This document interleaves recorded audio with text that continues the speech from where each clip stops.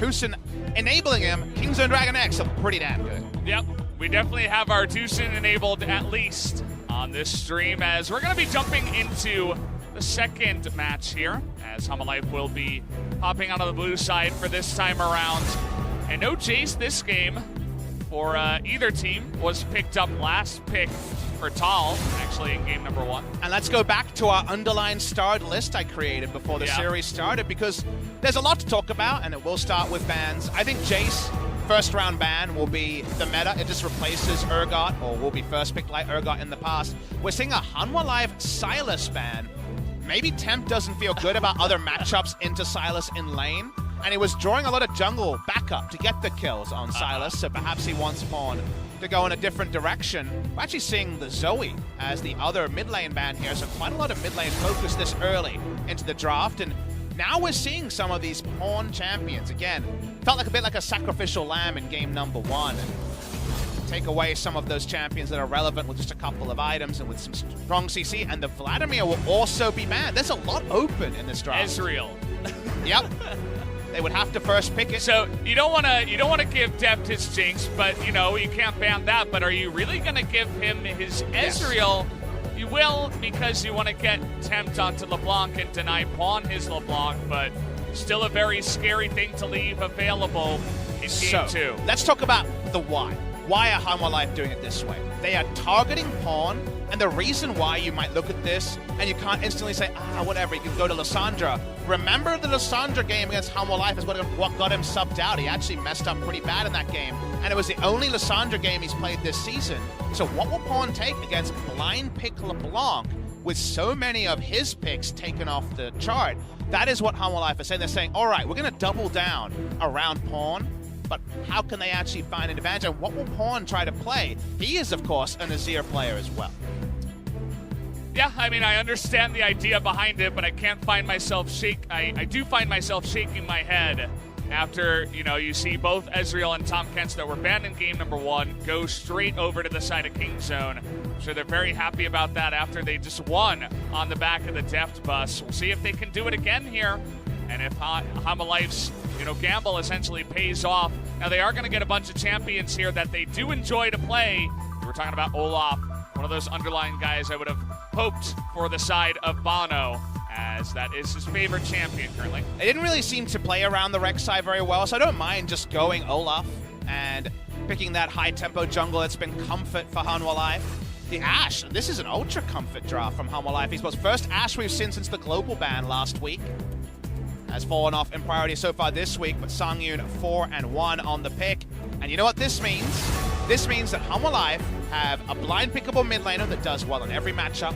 Pawn is on a decent champion against it, but you do trust LeBlanc in this matchup more and more in 2019. They have the tempo jungler that almost always will win out if he has winning lanes around it, and they've got the Hawk Shot to give him extra information on the pathing of Cuz. And if Cuz falls back to one of his old picks, the Zac for example, in this scenario, you could worry that they will just be forced out of the jungle and really lose the game around the mid-jungle duos. So mid-jungle duo, very strong on the side of Hanwha Life, and we're seeing if Kingzone, see where Cuz wants to go, because his fallback in situations like this has been Jax in the past. You can consider the Rex side that lost in game number 1. The Lee Sin also so far is available, and is most picked, the Aatrox 4-0, is going to be banned by Hanwha Life.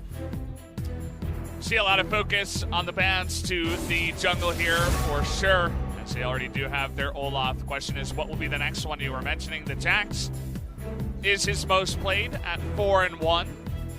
Could always hop back onto something like Gragas or even a Lee Sin that's still available if he really wants to. Sejuani could be considered. Good matchup into the Olaf to disengage as a tank. All I'll say is, at this point in the draft, I like what Hanwha Life have done, because people will say, Deft got his Ezreal, but you can't ban out Deft. You can't get the player off the Rift. This guy will find an AD carry and wield it well. You can try to target the unreliable side, which is Rascal, Cuz, and Pawn have had up and down games. That is what Hanwha Life are trying to do. They're going to accept the fact that Ezreal Tahm Kench is going to be very annoying and a main win condition for Kingzone at 2 items, and try to keep everyone else on low tier picks or picks they're less comfortable on. Of course, in practice, we'll see how it all plays out, but so far Hanwha Life are pretty reliable on that approach, and they're going to round out their draft with Urgot semi-removed after the nerfs and Jace gone. What is the blind pick top laner? Oh, the top it's okay. Key's Bard. Here we go. First pick in this season. And it's definitely not Key's first time playing the champion, though, as we are absolutely throwing caution to the wind on the side of Hanwha Life. It's Ultra Comfort. Doesn't it fit into the Comfort draft? Yeah. Key made his name on Bard. TSM fans will never forget the Bard at IEM Katowice. That's a big pick for them here, and it's going to be a Sion blind pick top lane. It might be the Jarvan matchup. They'll have to deal with it if it is. See the action on King Zone. They have overall last pick. Thinking about Aurelia here into the top lane, and Akali seems like a joke nowadays on 9.4. As, okay, we're going into Camille. You were talking about maybe the Jarvan top. We'll have to see where these picks line up. Both Rascal and Cuz are legacy Camille players. Rascal played this top quite a lot when he subbed in for Khan from time to time. Yeah. Matchup, of course, isn't going to necessarily be a kill threat one without a lot of jungle assistance, but I think it probably will be. Camille top lane, more reliable. Only OnFleek is still playing it in the jungle. Interesting. So we get Camille Jarvan, Lissandra as a top side. Here's what we'll say about what Kingzone have with their top side, which we're kind of examining. We're like, all right, Deft and Tucson are really good. What are the rest of the players doing? They have very, very reliable engage, Valdez. And this is a Ezreal comp that is strongest at 2-item Ezreal. 3 items, of course, still good on Ezreal now that you go double tier build, but 2-item Ezreal in the mid lane with a Tahm Kench roam, and everyone else being go buttons is actually another identity for Kingzone that could be wielded very well by them in the mid game. Same level of late game insurance like there was in game number 1, but the matchups themselves aren't that kind for the lane. So there's a lot for Bono to work around here to potentially get a big lead in middle top. Excited to see if the comfort here for the side of Hanwha Life can drive them up to a win and make this kind of an interesting series, maybe get it back to 1-1. Songyun playing on that Ashe. That was impossible to go for as it was banned on 9.3, but now he can. And definitely some scary stuff here. You were mentioning 2 items, 3 items for Ezreal.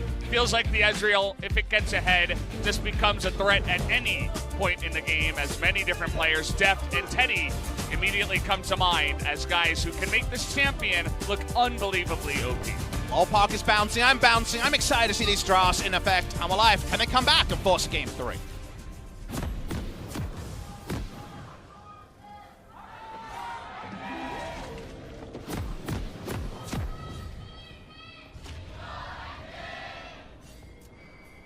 We are here at Lal Park. Everything is filled up now as we are here on a weekday, and everybody has eventually filed in to come in and save their seats. And Valdez, we should mention, it's not just any weekday, it's a holiday Friday here in Korea.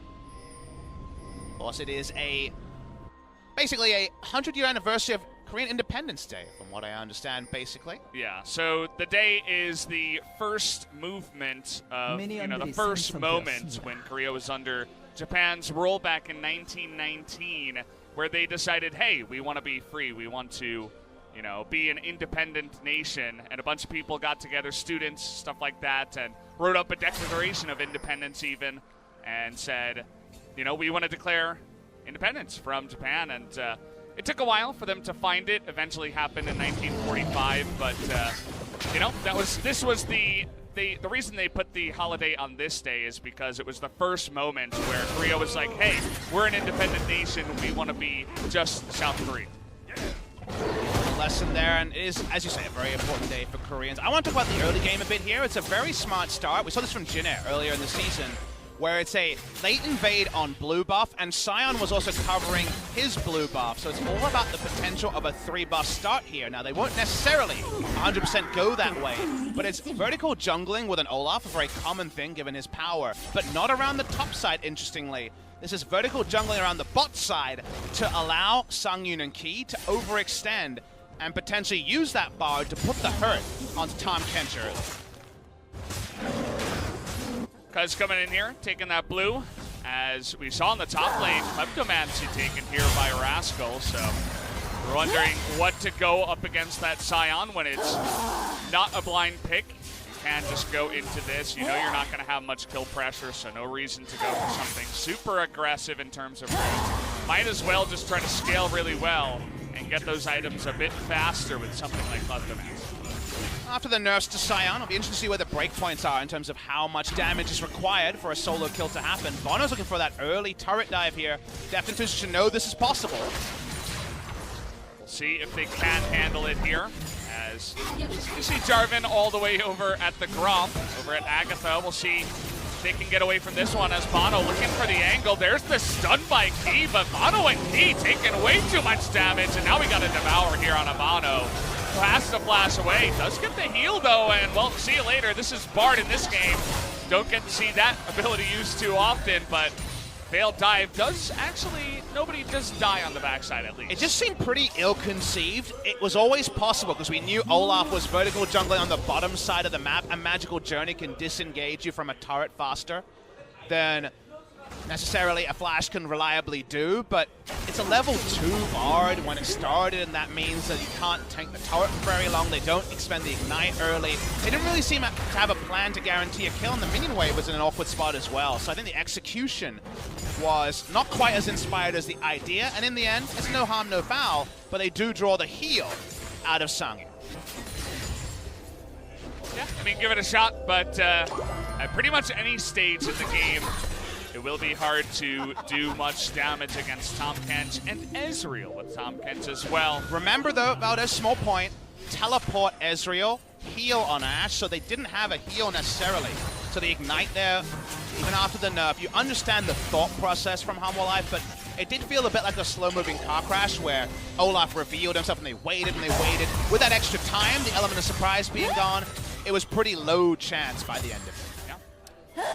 Just got to go for it, I suppose. Not wait too long and get poked out. So in the end, it did not work out, but props to them for trying. Olaf, Bono here went back. Does have the Predator, of course, picked up his boots. We'll have to wait and see which lane he wants to visit next time around, as he is pathing towards the top side scuttle. The top lane Camille, we've seen a couple of times, but hasn't really inspired us. Been hard matchups as well. We saw Linderung on Jin Air, for example, play that in game 1 of the series yesterday. We weren't a fan of the pick, and it fell very, very far behind. Now, because, hold the point, Olaf's mid. I'm trying to get on top of this one because in position to come in and just bodyguard here for Pawn. So nobody going to die this time around. As tons of damage goes with a huge fully charged Q coming in here. Q will kill him. Rascal, gotta be so careful. Tal still has that one. The Q comes in, and first blood goes in the solo kill to Tal. Well, unfortunately, Rascal messes that one up in a pretty big way. He actually got a huge win. When Hanwha Life chose to vertical jungle around bot lane, you go Kleptomancy, you max hookshot, and you just get lots of free gold from the enemy, is the strategy you follow. But if you choose the wrong time, Sion's just gonna straight up kill you. The Glacial Augment helping the chase down potential. And now, egg on his face. Another late pick Camille that's found a bit wanting in the early game. Absolutely is. Even had the lane in a fantastic spot. Kind of force Rascal to immediately teleport back, and so many extra minions and XP gonna go the way of Call up in the top side. So that blind pick Sion doing work so far, and might be the key here for Hanwha to get a good early game. Again, we were looking over the win rates for Rascal this season, and we put an X through the 7-0 Urgot. The Akali 2-1, that's removed as well. I have a star on the Jace, which again not available here, and he showed in game 1 is Vladimir could actually lane really well. Now we're seeing Rascal on the dregs, right, of the effective champion pool, and then you just get straight up solo mistakes like this, no jungler involvement, solo kill on the top side. That reminds you, our analysis of Kingzone is, can Pawn, Cuz, and Rascal be steady hands around the inevitable Deft carry? Hanwha Life invested everything to shut down everyone other than Deft, and so far, it's working out. Cuz level 6, as is Rascal, trying to get something done here onto the Sion before he's too tanky. But, well, we're just going to avert our eyes from that one, as no gank is going to come on in, as Bono trying to secure, once again, the blue buff away from Cuz's jungle. And what we remember about Camille lanes is that even at 2 items, killing Sion was always really hard. He dies the least of any of these top lane tanks that don't like laning into Camille, so you feel like the more gold that Tal gets, and a solo kill will give you that gold lead, the longer it will be before there's a tipping point where Rascal can solo out Tal and turrets, abusing the Q. And that's a problem for Kingzone DragonX, because they would have hoped that would be around 25 minutes, feeling like 35 to 40 already. I want to get more of a view down on the bottom side of what's going on with this Bard. We've so far been able to see some really nice burst damage onto Ezreal that basically doesn't have any health at this point in time. And nice magical journey so far after the failed dive, but waiting for those big moments for Key to really pop off. I believe he did take Ultimate Hunter as well with the Electrocute, so looking for those big-time ultimates. They got some pretty good turret diving potential with LeBlanc, Olaf, and Sion roaming through. Level 6 available on Songyun. So far, it's just been kind of a minion wave lead because of their range versus melee support. So this is definitely acceptable losses for Tahm Kench so far. But the first Drake of the game, just going to be vision cleared around it. Kingzone against the flow of play got Drakes in game number 1. Not so much in game number 2. Very true. We take another look up in the top side as Tal has health. He's got armor. Rascal not backing off, though. Did pick up his own Tiamat, and even though he's down a level, still having a decent time in the trades. Every Camille top lane matchup, remember, we had a meta where it was against Gnar almost every game in 2018, is can I hookshot trade aggressively with River Vision, with the confidence that I can exit this without my escape, using my escape as initiate? If the answer is yes, you can halve most lanes and you win lanes eventually. It might be late in the game, but it is eventually. If you can't hookshot trade, if you have no topside control, you're basically useless outside of your ultimate. So for now at least, Rascal finding the confidence to go aggressive is at least getting lane control, but it could always be turned around by a roam like we're seeing. Well, we got 3 members up in the top side here from Hanwha Life, because in position is going to find this, and it will turn into a 3-on-2, but unfortunately, Rascal's going to miss the hook shot. The ultimate nicely timed will be going down here, but Tal able to tank this one up, and because just bite off more than he could choose. The question, he's ticking down. That's extremely close to a double kill up in the top side, and a near disaster averted. Horn stays in mid. He gets, I would assume, one turret play to bot lane. This is the timing there on the binding, but the ultimate seemed good. Yeah, the Tempered Fate hits both, but we don't actually see any follow-up from it. Songyun didn't use his ult, so I guess there was some mixed communication there around a kill. Around the top side, Rascal's gone down. The Rift Herald will follow, and that means Camille may be falling perilously behind. But no Mirror's good story on the bot side means that Def will continue to halve out this lane against Songyun. I love the gold trail of the gold that goes from the plating. As long as you hit it and you're somewhere nearby. I'm going to hold that thought as Bono extremely low on this Rift Herald. Oh boy, because he couldn't know, but if he went in there, that would have been happy times for him. Would have been quite nice, but that's not the reality that we do live in. And so it does mean that Bono picks up the Rift Herald. And I watched the replay of this turret dive. It's a really potent turret dive, the one we alluded to before.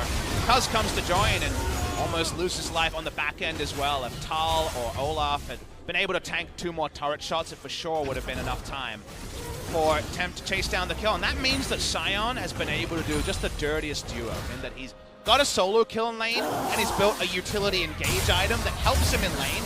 Gonna get health and armor to help with the trades, but also allows him to roam. The sword special, he loves to go for Righteous Glory first on the Sion wherever possible. And that, if that means he can balance winning lane trades and roaming better because of just the nature of Sion on the teleport, that would be potential match winner, because we already outlined that Hanwha Life want to fight around the early to mid game, and they're certainly set up to around this Sion at least.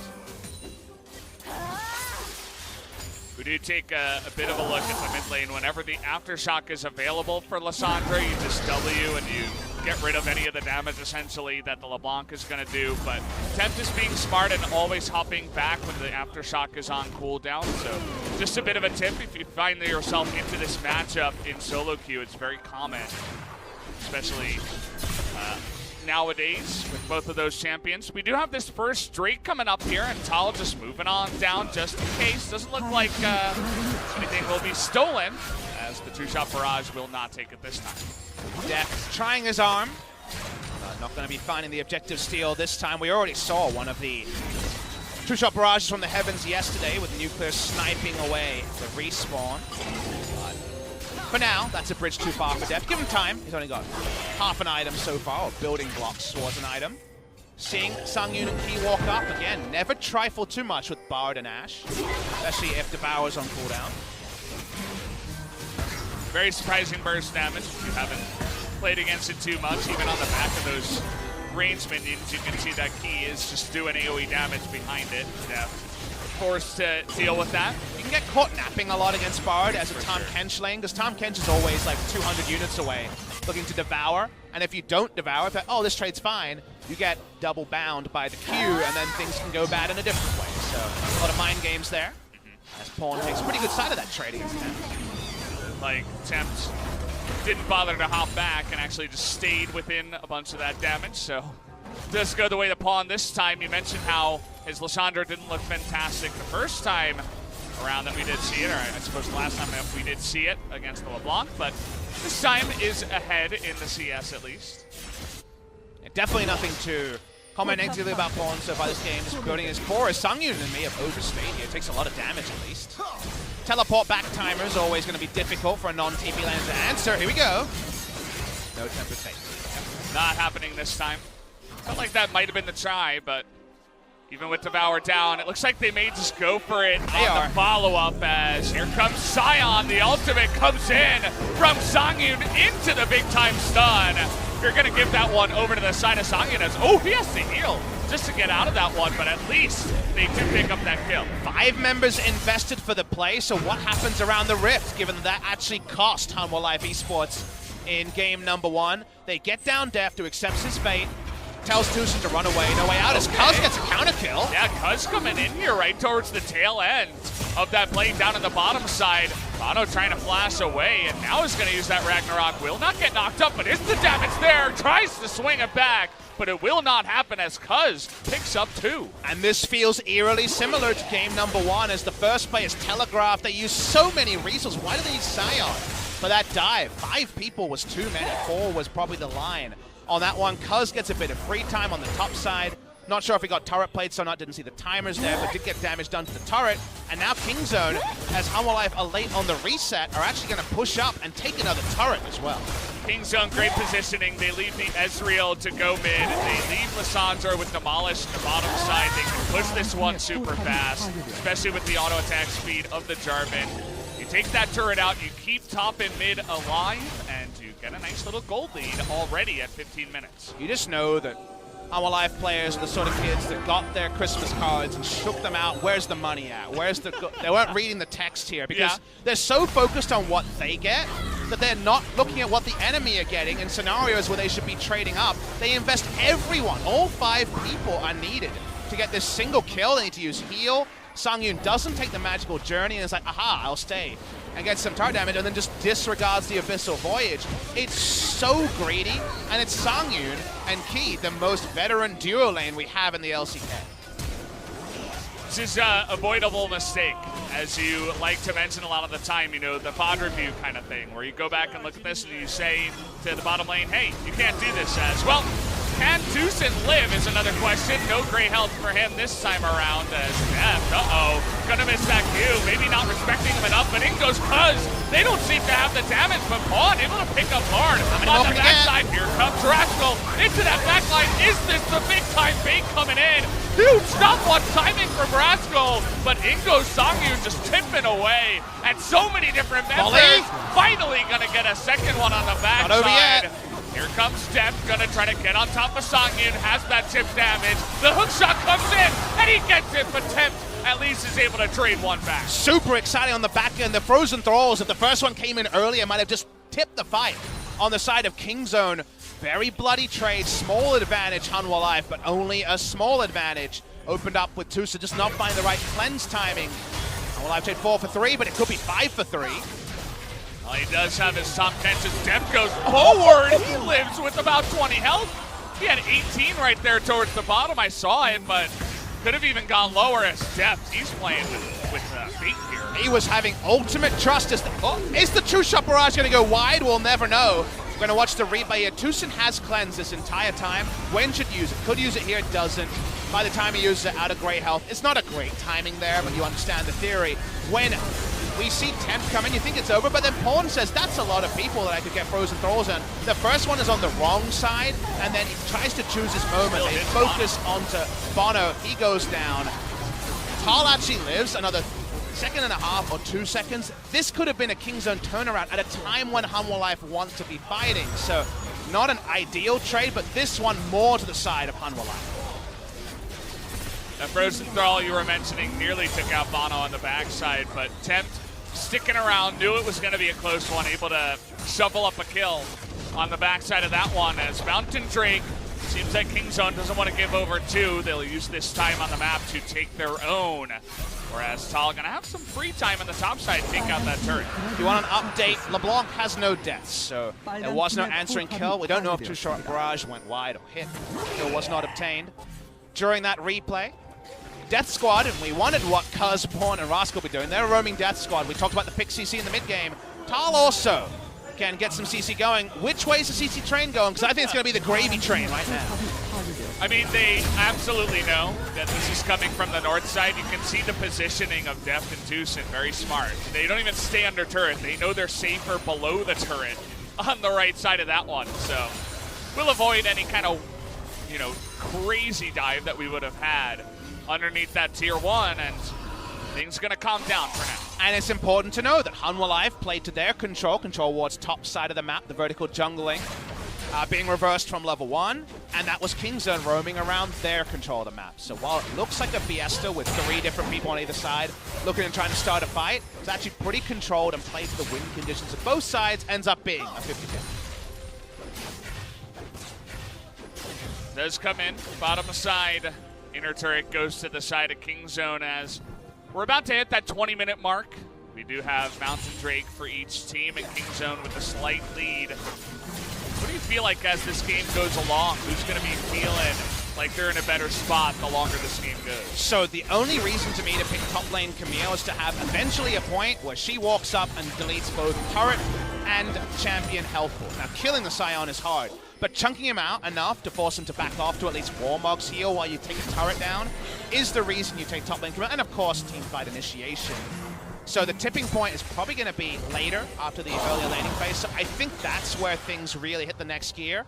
If after all the incremental nerfs there isn't a period where that happens, the liability of Hanwha Life versus Kingzone, it's very close, but I give a small advantage to Hanwha Life. It's very small, but to me, Rascal in a side lane should be the main win condition here. See, that does play out as here comes Scion from the bottom lane. Gonna miss that Tempered Fate, but he gets the huge stun onto the Catfish here. TP. Easy kill. Now, can they get out of it is really the question. 2 members do, but the rest of them are stuck in there. But here comes Temp into the backline, but he gets ulted by the Hextech Ultimatum. He's going to be immediately focused down as he was the only one going forward as the rest of his team was going back. These fights are so hard to gauge because it's a fool's rush-in moment if 2 people die on the back end and the frozen thralls win you the fight on the side of Kingzone, or it's perfect if you get your man and get out. We only knew right at the end whether that would be the case. Ends up being very close trade between the two. It's such a topsy-turvy game, and 14 kills at 21 minutes is fast for LCK standards. TP coming. Oh boy, Pawn, what have you done? As here comes Tal from behind. Pawn absolutely will go down. The question is, did he bring anyone else with him as Temp trying to go on the run here? Magical Tourney, strangely small there as finally the stun does come in, and Tucson will help out his AD carry. Always love seeing fights kick into next gear, and Hanwha Life are going for closest target into make sure Ezreal doesn't do damage. If you watch their fights, you'll see that everyone drops who they're damaging and turns onto Ezreal after a burst comes in. Speaking of burst, yeah, Tucson takes a bunch of damage, but so does Tal on the backside of that one. It was interesting in that fight. It kind of felt like Tempt, you know, there's not so much Camille nowadays, especially in solo queue. Unless you're going to see it in the top lane, but you don't see it all too much. Maybe just wasn't expecting to be ultimatums there and kind of got caught out, but that Camille pick wasn't very impressive for the side of Jin Air, but not so bad so far, I'd say, for Kingzone. I love the build from Tal. We talked about Warmogs. It's there to try to heal away after those Rascal trades. Going to watch the replay. They go in for the burst and they take down Tucson very, very quickly. But then watch the rest of this fight. They see the TP flank coming in, even 5v4. Their first job is, all right, make sure Ezreal doesn't do damage. As the fight goes on, Tempt uses everything to try to zone depth, and that's where he gets caught because they have such a binary decision as the fight goes on of using everything to shut down Ezreal. They get caught in one spot. Unfortunately, Rascal goes top. Tahm Kench has to Abyssal Voyage. It takes time, so it's a really good flank teleport by Tal. Not something it was known for on SKT, but something that's been observably better on Hanwha Life. Able to make the play happen as it was perfect timing, right? As Kingzone were thinking about tipping away at that turret. They just are able to get caught there underneath that one. We do have an Ocean Drake coming up right now. We'll see if Kingzone do actually want to commit too much to that one. Getting the zoom out here because Pawn is on quite the walk. Pawn and Tal are always going to be on walks here. He should be spotted soon. No vision down from Tal. The Baron is at least being postured to by Hanwha Life. They think that's going to draw out Rascal, but he's being dogged and not responding because his TP is up, and that means the smite. And the TP. Kingzone can have all their members there pretty quick, but Tal is lying. Pawn actually just scanned out where the Scion was. They see him on a ward now, but some nice extra information. Our observers are working overtime. We're getting to the vertigo levels of zoom out to see the next levels attempted by both sides. So far, Kingzone have been the more stubborn team. They're saying, we're going to still do it our way. Hanwha Life trying to next level them by moving towards Baron wasn't enough to actually affect Kingzone's position. You look at Hanwha Life's team, their Baron speed isn't that fast. They're not believing. Pawn knows he's not spotted. Take a look at Pawn. Just going to get in the backside to zone them out as everything is thrown out here. Still no Devour. Going to be used just yet, but here comes Scion right into the front line. It gets the top fence right there, but Temp's able to pop back, and in goes Rascal into that back line. Can Tempt try to turn this around with this damage as Rascal's gonna go down? Pawn has to use the stopwatch. So much adept damage went straight into the Scion, and so many members still available to flash in from Tempt. Is not gonna be enough to get any of these guys down, as it looks like Hanwha want to turn this one up to the top side after that fight. Ezreal hasn't got his items yet. Remember, the vertical jungling around the bot side has actually slowed down Ezreal. He only got the Mirror Mana transformation recently. No Blade the Ruin King can't puncture through Tal and his Warmog, so Hanwha Life stop Baron, and it's going to take a lot to stop this. There's no smite for Kingzone, and Tucson doesn't have Unsealed Spellbook. Well, we'll see if Death can do anything here. Nope, as the Devour has to be used, the Baron goes the way of Hanwha Life at 25 minutes into this game. Really interesting game so far. 19 kills at 25 minutes. Gonna watch the replay. This is Pawn investing everything. Could have just tried to zone with his E, but they allow the arrow to come through. And now, of course, with the longer cooldown on Devour, when do you use it? Is always a fair question. Used quite late, but Death can't do damage to Tal just yet. Rascal comes in, he deletes the low health part of Bard, but otherwise he can't do damage and live. He can't do that yet. There's no Guardian Angel or tankiness behind him, so the reliability of Hanwha Life's comp was the reason I gave them the slight edge in fights. We're still seeing that as Rascal is caught between items. He has one completed item at 26 minutes. And hanging on to half of two for now, as that will definitely be a bit of a problem here. Scion just runs straight at you with his tank items and does so much more work for now. Still waiting on that one, and again, the gold is even for now, but that Baron being picked up here by Hanwha Life is definitely huge. Looking for multiple objectives off of the back of that to get ahead in this game. They're already going to get two of these turrets, as Tal even threatening there to fight up against Pawn. Feels very confident to do so. Bard has 110 visions.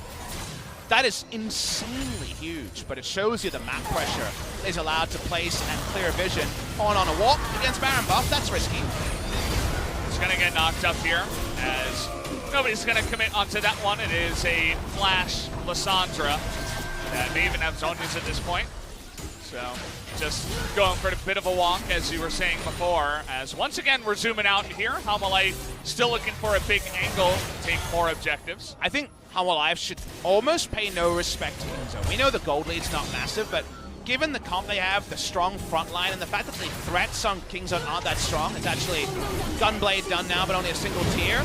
It feels like Hanwha Life has to win, but Kingzone gonna fight anyway. Kingzone want to make the perspective and double knock-up into the backside. Big different fate as Temp is gonna try to get away from this one, but does go down, and with the 2 carries gone, as you mentioned, it looks like Hanwha Life going to maybe be gone in this fight as a triple kill goes the way of Deft. Can he get another one? That one will go to Pawn, and 4 kills go the way of Kingzone. I have no idea how they got down Sungyun so quickly, sniped by Deft of all people. Disregard what I say. If you can kill Ash with this front line, you take it every time, and now with that, they're pushing through mid.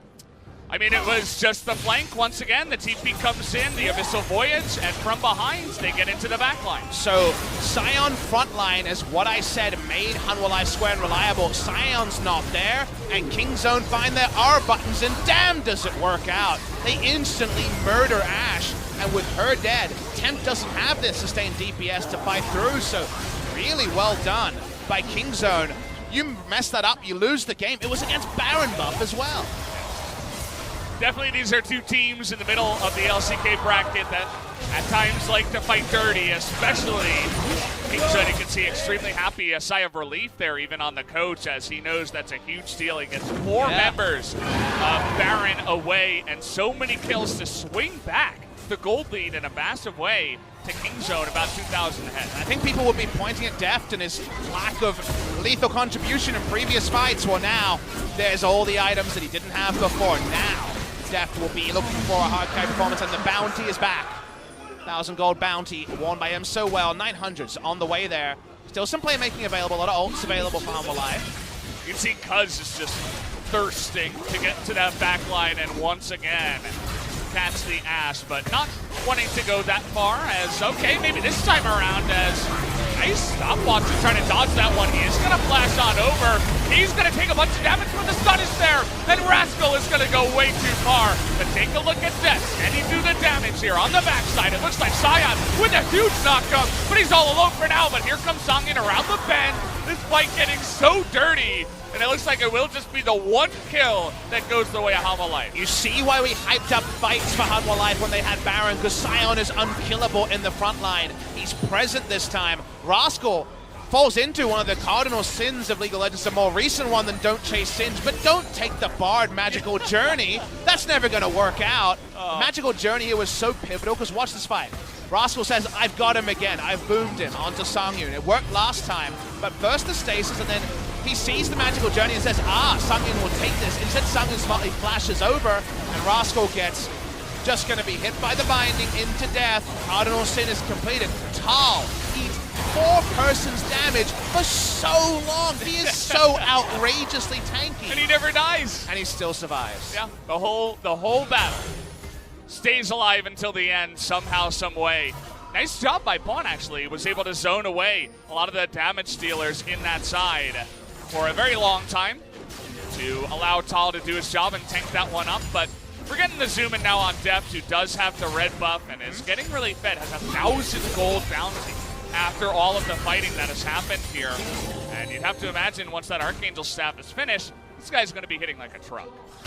All right, Hanwha Life, no more tricky map plays. Those have really cost you this series. Killing the Silas over and over in game number 1. As Temp doesn't pick up the blue, that's actually going to be Cuz. And also pushing up for P5 and getting engaged on. Speaking of being engaged on. How about going for the LeBlanc? If you can get behind her that far, you're definitely going to get the kill. And wow, just really nice play there by Kingzone. Tucson has gone from being Tom Kench being a black mark on his champion but only play engaged to looking really good on the Tom Kench. Their playmaking there was excellent. They knew the cooldown couldn't be up. He missed out on the blue buff. They took him down. Now Kingzone's on Baron. What are you going to do? Well, the answer is we're going to back off and farm and go back home. They have to give this one away, as they know that without the LeBlanc, they have so little damage threat or chance of getting on in there. They're not going to sacrifice Bono, who doesn't have his flash. So the Baron going to get on 5 members now of Kingzone. So Tempt is on a lane ward to start this play. Gets chunked out and has to flash. This is very relevant information from the observers before the blue buff contest that we saw happen before. He doesn't get the blue buff. We skip that part, and then he's done. That was actually a really good 3-point part, and I love observing like this. We had it yesterday, we get it today, where you understand a plan coming together. Why did Smeb into the brush against Griffin? Because level 1, we saw the Griffin members reveal themselves on the other side of the map, and thus Smeb went for a face check. Why do we see in this game they play there be successful? They did their due diligence. They went down the checklist of he doesn't have flash, he's level 15, so his ult cooldown is relevant, and he didn't get the blue buff, so I don't think he has Mimic Distortion. Well played by Kingzone. Absolutely. As Devour used there on Cuz, that could be relevant if Hanwha Life were in the driver's seat here, but against Baron and down a bunch of gold now, they're not going to be able to make use of it. And Archangel Staff here finished, looking to push 2 lanes now as Kingzone. Deft here with Deucin in the mid lane, everybody else hanging around the top side. Also keep your eye on that Infernal, will be the first of the game in a minute or so. It's just so hard now with the shoe on the other foot, with Baron onto Kingzone. Hanwha Life squandered their Baron, and that might have squandered their foothold in the series, Valdez. Now Kingzone have Baron, now Deft's ready to go. He's ready to make them pay for what was a much quieter early game for the Kingzone Superstar duo. Push comes in. Doesn't look like there's much of a chance of engaging on this one as, okay, actually, I'm going to hold that thought. They're looking for that one. It's a little bit too early, though, as they're diving Songin in the backline. Redemption keeps him alive for so long. He's still alive in the backline. Somehow, Songyun stays alive, but can they win the fight here as Tall? He's really tanky. Doesn't look like he'll be able to stay alive in this one, as the inhibitor will go down even throw.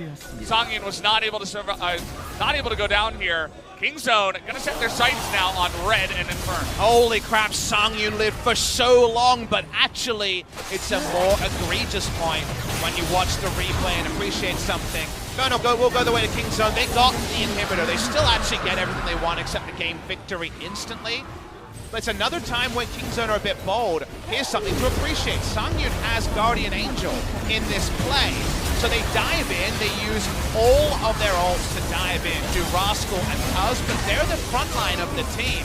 And the best they're going to get is a Guardian Angel, while Sion zones Ezreal for the majority. They're not playing around how strong Ezreal is. They're trying to slow down Songyun without the damage and the items to back it up. So I think that's once again a little bit disconnecting. That's why they don't just straight up win the game. They get a small lead. Shout out to Deucin to save Cuz's life on the backside as well. There's no GA on the Jarvan, and he flashed. Well, he doesn't flash, but he's able to get in position and devour him, save his life to keep it at 4-4, so that they can continue the push onto the inhibitor. Small little great Tom Kent's play that makes all the difference once again here. And the redemption from Bard also was why the Guardian Angel was retained on Ashe. Now, here's what I'll say. We saw an awesome fight back that couldn't actually bring back the game yesterday as Root beasted it against Jinair. It's not the same level of lead here at 6,000 gold, but Hanwha Life have maintained Flash and have a 6-item Ashe. It's still a possibility. I think Kingzone are very much in the driver's seat, but they're still hyped with this game. Has 1 or 2 more awesome fights before it's over. Definitely has been a fun day of games so far, as it's exactly what I expected. Again. Okay, we're looking at the bottom lane now. They're just going to try to outmaneuver them. The rotations are big as they want to take out this turret. You see that Rascal trying to do so tall, taking so much damage. It's Pawn, it's Lissandra that is going to be in the Tempered Fate. That's not who you want, as she's just able to get devoured up anyway.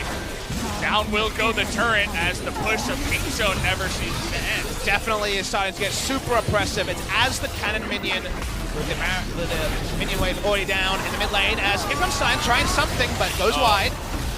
Trying his best to predict, but at the end of the day, his team not able to get on in there behind him. They're doing nothing. As finally, Cuz gonna show his face to the Ashe here. In goes he and everybody is getting into that back line now, as Rascal even gonna do a nice amount of damage. Deft is totally safe the entire time. Kingzone get 2 kills. It looks like they might get 2 kills against Hanwha, as they're looking for the Game 2 victory. Deft doesn't get popped there. His life is still almost full. They want to end the game around these minion wave pushes, but only one wave of super minions for now. Bot lane super minions gonna take a while. Bono. Nice TP as Bono desperately trying to clear waves, not able to do so. The dunk comes in, and once again, it's just Songyun against the rest of the team. Does a nice amount of damage to the Camille, but that's just it. May even be able to retain that GA, is going to use it to try to save the game, but this one is absolutely over. The dancing even comes out of Cuz, as they'll get 1 more kill and another kill in the game here as the Nexus goes down for the 2-0 for Kingzone. And that means that regular season Kingzone DragonX versus Hanwha Life Esports ends very